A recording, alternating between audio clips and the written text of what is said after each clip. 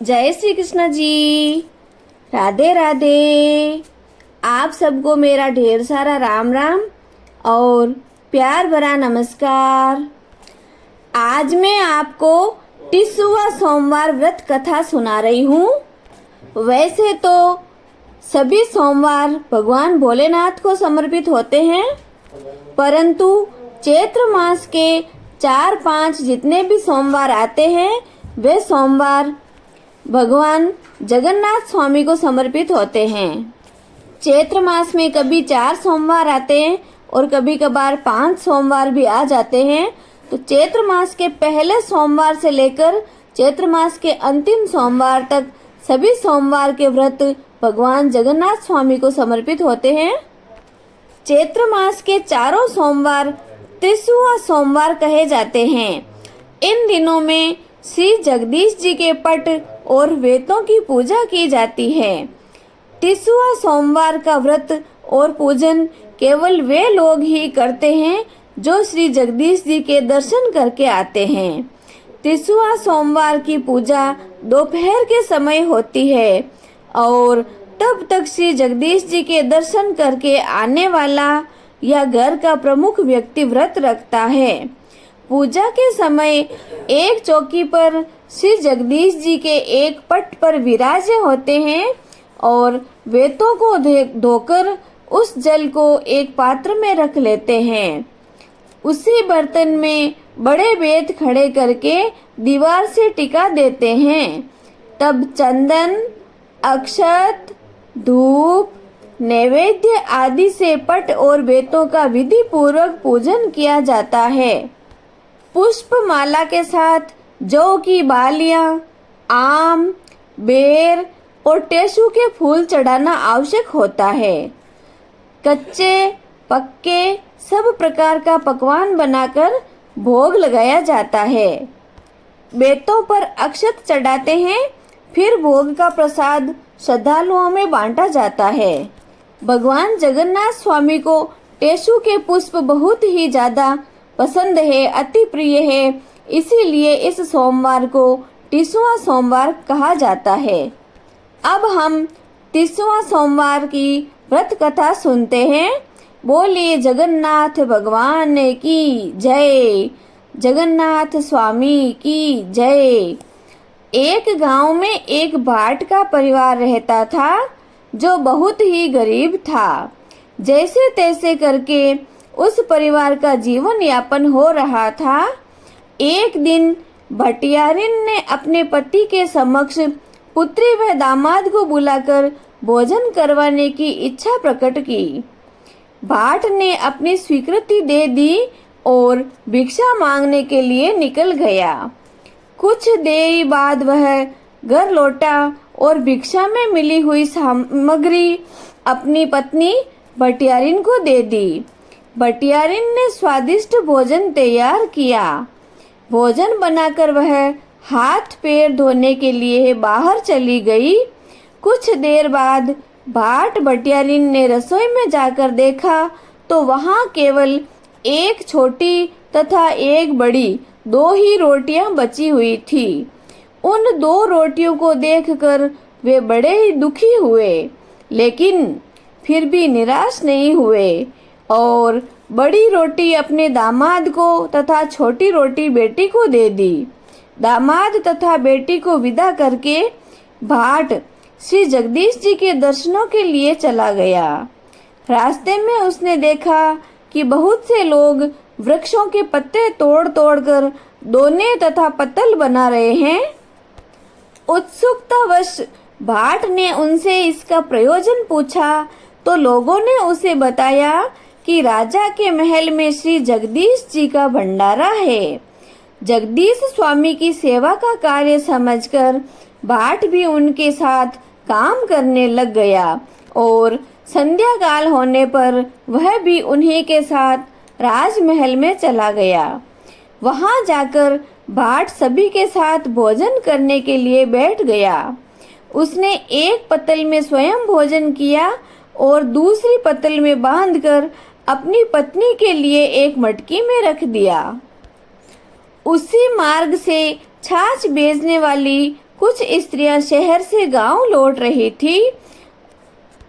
भाट ने वह मटकी उनमें से एक स्त्री को दे दी ताकि उसकी पत्नी के पास श्री जगदीश स्वामी जी का प्रसाद पहुंच सके।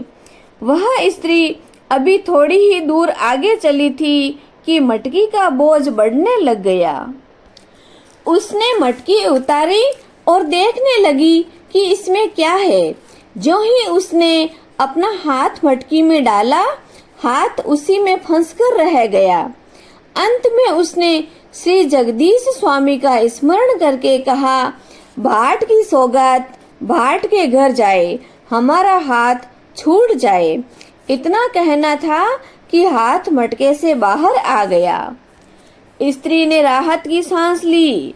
वह मन ही मन डर गई थी कि घर पहुंचकर उस स्त्री ने अपनी सास को चेतावनी देते हुए कहा, इस मटकी के अंदर झांककर मत देखना, बटियारिन को बुलाकर उसे यह मटकी दे देना।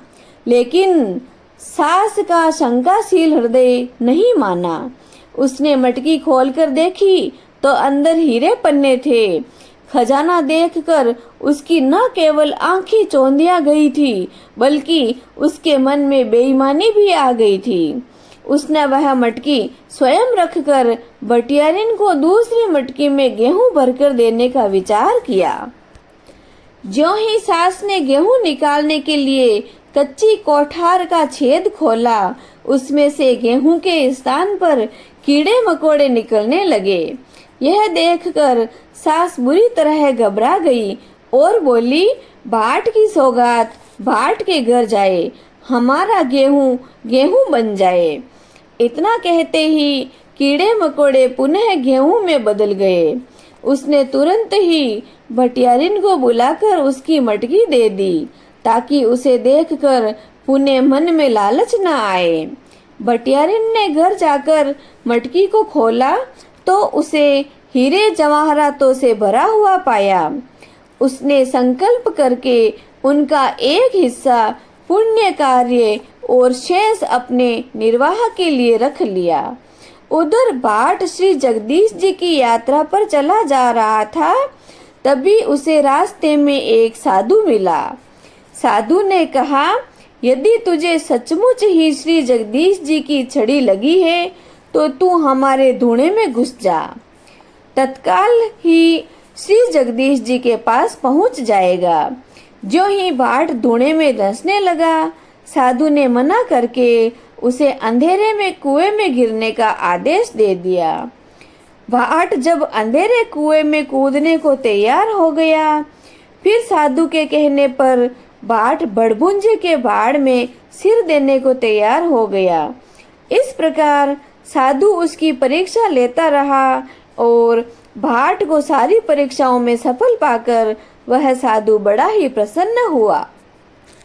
रात्रि के समय साधु ने एक चुटकी दाल, चावल तथा आटा देकर भाट से भोजन बनाने के लिए कहा। भाट ने एक हांडी में दाल चावल डाल दिए और आटा गूंथकर ढक दिया। आंच लगते ही खिचड़ी हांडी से बाहर निकल उफड़ने लगी। खिचड़ी को बाहर गिरते देखकर भाट ने उफान में आया हुआ पानी पी लिया। उसी से उसका पेट भर गया। जब कुछ देर बाद रसोई तैयार हो गई तो उसने साधु को भोजन करने के लिए बुलाया, मगर चूंकि रसोई जूठी हो चुकी थी, इसलिए साधु ने भोजन करने से इनकार कर दिया। तब भाट ने राहगीरों को भोजन करवाना शुरू कर दिया। राहगीर पेट भरकर चले गए, फिर भी भंडारे में बहुत सा भोजन बच गया। तब भाट ने साधु से कहा, अब मैं समझ गया आप ही जगदीश स्वामी हैं, क्योंकि ऐसी सिद्धि किसी और के पास नहीं है। मैं अल्पज्ञ हूँ और आप सर्वज्ञ हैं। मैं आपकी परीक्षा लेने योग्य नहीं हूँ। जिस प्रकार आपने कृपा करके मार्ग में दर्शन दिए हैं, वैसे ही पुरी में भी दर्शन दीजिएगा। साधु बोला, जहाँ हम हैं वहीं पुरी है। ब्रह्म में न पड़े, जो इच्छा हो मांग। भाट बोला, महाराज मैं तो बहुत गरीब हूँ, मुझे तो पेट भर भोजन तक नहीं मिलता है, कृपया आप मेरी दरिद्रता को दूर कीजिए। साधु ने कहा, पुरी के पास ही बेंत की झाड़ी का वन है, तुम जाकर उस झाड़ी में से 5 बेंतें तोड़ लाओ। भाट ने वैसा ही किया, किंतु लालचवश उसने कुछ अधिक बेंतें तोड़ ली, मगर यह क्या, बेंतें तोड़ते ही उसकी मुश्किलें बढ़ गई।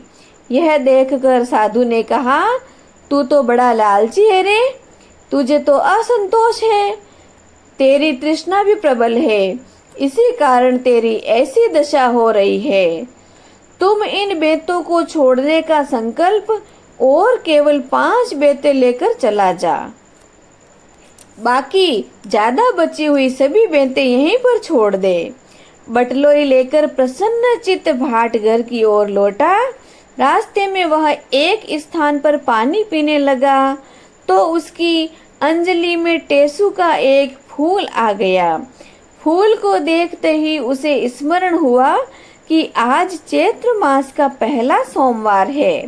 भाट ने पास के खेत में काम कर रहे लोगों को बुलाकर उसी स्थान पर पूजा करके कथा कहना चाहा, लेकिन कोई भी उसकी कथा सुनने को तैयार नहीं हुआ था। वह निराश होकर आगे बढ़ गया। उसके जाते ही किसान के खेतों में आग लग गई, अनाज अपने आप जलने लगा। यह देखकर सभी किसान बुरी तरह घबरा गए। उन्हें समझने में देर नहीं लगी कि उन्होंने भाट की कथा सुनने से इनकार कर दिया था। इसी कारण श्री जगन्नाथ स्वामी कुपित हो गए हैं और उन्हीं के कोप के कारण उनके खेतों की यह दुर्दशा हुई है। अतः वे भागे भागे गए और भाट से क्षमा याचना कर उसे वापस बुला लाए। भाट ने बेंतों की पूजा करके कथा कही और अपने घर की ओर चल दिया। किसानों के खेत जैसे थे वैसे के वैसे हो गए। दूसरे सोमवार को उसे भेड़े चराता हुआ एक गडरिया मिला। उसने उससे कथा सुनने को कहा, पर गडरिये ने उसकी बात पर कोई ध्यान नहीं दिया। परिणामतः गडरिये की सारी भेड़ें मर गई। तब गडरिये ने भाट को बुलाकर कथा सुनी। कथा पूरी हुई तो उसकी भेड़ें दोगुनी चौगुनी होकर चरती हुई दिखाई देने लगी। भाट की 2 लड़कियां थी। बड़ी लड़की की शादी अमीर के घर और छोटी लड़की की शादी गरीब के घर में हुई थी। तीसरे सोमवार को भाट बड़ी लड़की के घर पहुंचा। उसने बेटी से कथा सुनने के लिए कहा, लेकिन बेटी ने कोई ध्यान नहीं दिया। अमीर परिवार में शादी होने के कारण उसके तो रंग ढंग ही बदल गए थे। पूजा पाठ तो उसे केवल ढकोसला आडंबर ही लगता था, मगर बड़ी बेटी ध्यान न देने पर भाट निराश नहीं हुआ। तब वह अपनी छोटी बेटी के यहाँ गया। गरीब बेटी बड़े आदर भाव से पिताजी से मिली। उसने पिताजी की इच्छा अनुसार चौका लगाया।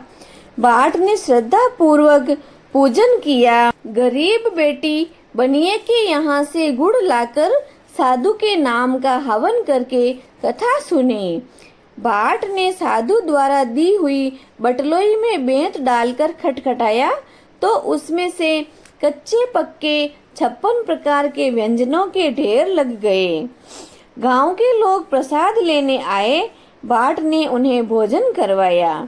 चलते समय भाट ने अपनी लड़की को श्री जगदीश स्वामी जी का स्मरण ध्यान करने का आदेश दिया। भाट ने उसे जैसा आदेश दिया था लड़की नियम पूर्वक वैसा ही करने लगी। इसका परिणाम यह हुआ कि उसके घर में नित्य प्रति धन धान्य बढ़ने लगा। धन धान्य में दिन दूनी रात चौगुनी बढ़ोतरी होने लगी, जबकि अमीर बेटे के यहाँ कंगाल होते चले गए। उधर जब भाट अपने गांव के समीप पहुंचा तो उसे वहां विशेष चमत्कार दिखाई दिया। गांव से बाहर नए नए बाग बगीचे, मंदिर, तालाब आदि देखकर वह आश्चर्यचकित विस्मित रह गया। उस दिन भी सोमवार था।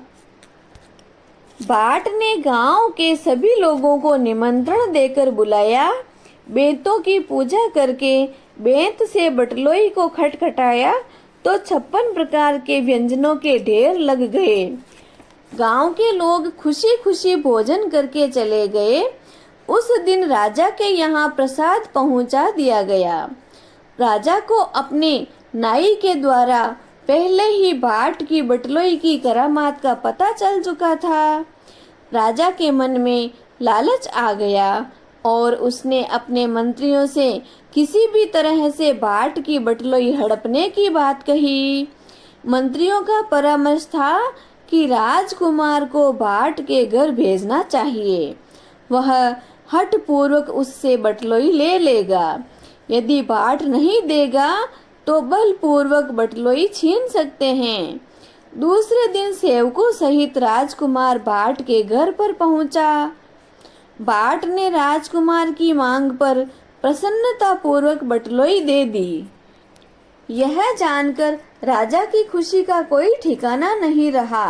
राजा ने नगर भर में भोजन का निमंत्रण भिजवा दिया। वह भी पूरे राज्य में अपनी दाग जमाना चाहता था, किंतु यह क्या, बटलोई में बेंत डालकर खटखटाने पर उसमें से कुछ भी नहीं निकला। भोजन के लिए आए हुए लोग भूख से व्याकुल हो रहे थे। राजा के भंडार में भी इतना अन्न नहीं था कि पूरे गांव वालों को भोजन करवाया जा सके। राजा क्रुद्ध होकर बाट को पकड़ने के लिए सिपाही भेजा, किंतु वह तो पहले ही भाग निकला था। वह जानता था कि जब बटलोई में से कुछ भी नहीं मिलेगा तो राजा तो क्रोधित होगा ही। अतः वह भयभीत होकर जगन्नाथ स्वामी जी के पास चला जा रहा था कि रास्ते में उसे आम के 2 वृक्ष, 2 पोखरें, बोझ लिए हुए एक स्त्री, एक सांप तथा एक घोड़ा मिला। घोड़ा बाट से बोला कि स्वामी जी से मेरा संदेश कहना कि मैं बहुत दिनों से सज संवर कर घूम रहा हूँ, लेकिन मुझ पर कोई भी सवारी नहीं करता है। बाट आगे बढ़ा तो उसे भारी तवा उठाए हुए एक औरत, एक गाय तथा एक आधे बने हुए मकान का मालिक मिला। वे भी सब दुखी थे। उन्होंने भी बाट को अपनी अपनी विपदा सुनाई और स्वामी जी से अपनी समस्याओं का समाधान चाहा। तब सबके संदेश लेता हुआ बाट जगदीश स्वामी के पास पहुंचा। वहां स्वामी जी ने उसे पुनः दर्शन दिए। उसने स्वामी जी को साष्टांग प्रणाम करके बटलोई तथा कंगाल हो गए अपने बेटी दामाद की घटना सुनाई। स्वामी जी ने उससे कहा, घर लौट जाओ, राजा से बटलोई ले लो तथा अपनी बेटी और दामाद को कहानी सुना दो। बाट स्वामी जी को दंडवत प्रणाम करके लौटने लगा और जितने भी कदम घर की ओर उठाता था उतना ही बढ़ता जाता था। वह घबराया। तभी उसे घोड़े और मार्ग में मिलने वाले अन्य दुखियों की बातें याद आई। वह पुनः दर्शन के लिए स्वामी जी के पास गया। वहां पहुंचकर उसने रास्ते में मिलने वालों के संदेश दिए। जगन्नाथ स्वामी जी ने बताया कि पोखरों के किनारे पर लगे हुए आम के दोनों पेड़ पूर्व जन्म की देवरानी जेठानी है। वे सदा कलह करती रहती थी, कभी भी उनके जल को नहीं पिएंगे, उनका उद्धार नहीं होगा। उन वृक्षों के कारण ही पोखरें भी अभिशापित हो चुकी हैं। अतः तुम दोनों पोखरों के 5-5 चुल्लू भर के जल पी लेना। जब सभी लोग उनका जल पीने लगेंगे तो वृक्ष रूपी उन देवरानी जेठानी को भी मुक्ति मिल जाएगी। बोझ वाली स्त्री स्वार्थी नहीं है, उसने पूर्व जन्म में दूसरों से अपने बोझ तो उतरवाए, लेकिन उनके बोझ कभी नहीं उतारे, इसलिए उसे यह दंड मिला। यदि तुम उसके बोझ को स्पर्श कर लोगे तो उसका बोझ उतर जाएगा। सिर पर भारी तवा लेकर फिरने वाली स्त्री ने पूर्व जन्म में सास और ननद की ओट करके चूल्हे पर तवा चढ़ाया था और खाने के लिए बैठ गई थी। तुम उसका तवा छू लोगे तो उसका पाप दूर हो जाएगा।